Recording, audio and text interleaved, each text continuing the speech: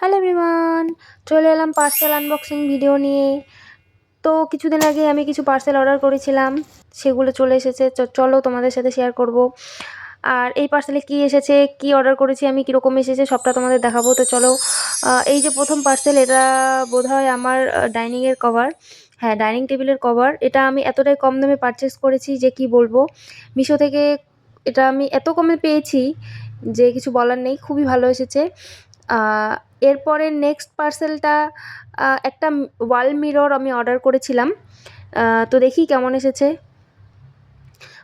এটা স্ট্রেচেবল, তাই তোমাদের দেখাচ্ছিলাম, কিন্তু গাইস ইতিমধ্যে দেখলাম এটা খুবই খারাপ এসেছে, এটা ভাঙা এসেছে। তো এটা আমি অবশ্যই রাখবো না, এটাকে আমি রিটার্ন করে দেবো।